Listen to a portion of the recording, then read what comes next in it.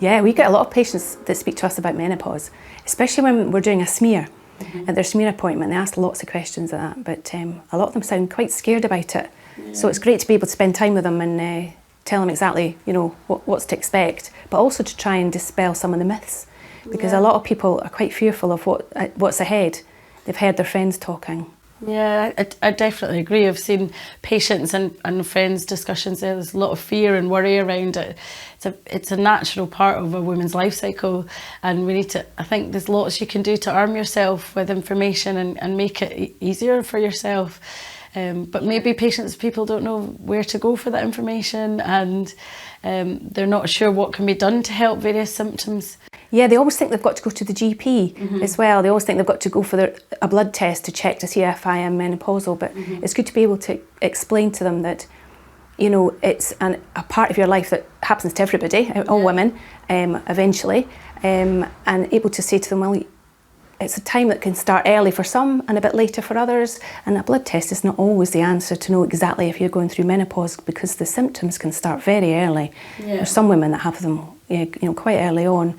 But it's good to be able to talk to them and offer them advice of where to go and look, so that they don't think that they've got to go and make an appointment with the doctor. I think that's it. It's about, I guess, getting the information out there more widely known, so that women know that it can last quite a few years. I think lots of people, maybe they've been dealing with lots of the symptoms for actually quite a year or two without kind of computing that it's all part of the perimenopausal stage of their lives, and getting the right help.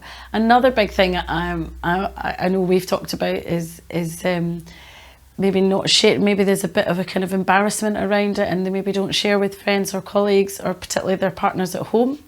They might be having difficulty with sleep or emotions and maybe a bit of anxiety, and that can translate into relationship difficulties or kind of lack of confidence in the workplace. But actually, if we address some of the menopausal symptoms, that stuff can get better as well. I don't know if you agree with that. Yeah, there's a lot of help out there as well. And it's always good when women actually have a look for themselves on the internet, at the different sites that they can go on to see. The nhsinform has a lot of information. Then you've got the Menopause Society, Menopause Matters, excellent resources. And it's great to see women going and finding out the information, so that they can say, well, actually, this is happening to me, but I want to discuss this a bit further. And if they've kind of really thought about the symptoms, listed them, and then done a wee bit of reading, either online or there's lots of information leaflets in the library if you don't have access to a computer, and then you've got more of an idea of what would suit you in terms of how we want to manage it. Do you want to take medicine? Do you want to do lifestyle changes? Or do you want to do both? And I guess I always find it helpful as a GP if the patient has read some information and knows what they would like, or knows what I might discuss with them. And then it feels like we're empowering the patient and giving them more choice as well. The blood test thing is interesting. There is a blood test, the follicle stimulating hormone, that the labs can check, but over the age of 45 it's not that useful. So in some people where we're worried that they're having an early menopause, maybe before 40, or in that earlier stage up to 45, it can be useful, but after that it's really difficult to interpret, and it doesn't really add much. So it's much more based on the symptoms. I suppose the only time we might do a blood test is if we were worried on talking to them that they might have a thyroid problem, or they might be anemic, but those can be, anemic secondary to bleeding changes. They might be the only situations we do that. Otherwise, it's more mapping the symptoms, isn't it, to the condition, and then helping manage each of those parts for the patient. And then moving on to the HRT, when they decide after discussion and looking at all the options. Great time for women to start their HRT. They feel great on it. Sometimes it takes a while for them to settle down on it, a few months, but a lot of women are very positive about HRT. And the advice that's out there now is so much more advice that we've seen, that's dispelling a lot of the myths about it and the fear about it as well. There was a huge amount of fear, and I think you're right. Now I've seen a big change with patients. The right patient can do really well on HRT. They don't have any medical reason not to take it, and even if they are quite a complicated patient, we can speak to the menopause leads in our areas, either by an email referral, or we can refer. We don't refer much, but we can get advice if the patient, for example, has a cancer history themselves. It doesn't mean they're automatically not suitable for HRT. It's getting the right advice and starting medicine if it's going to be helpful.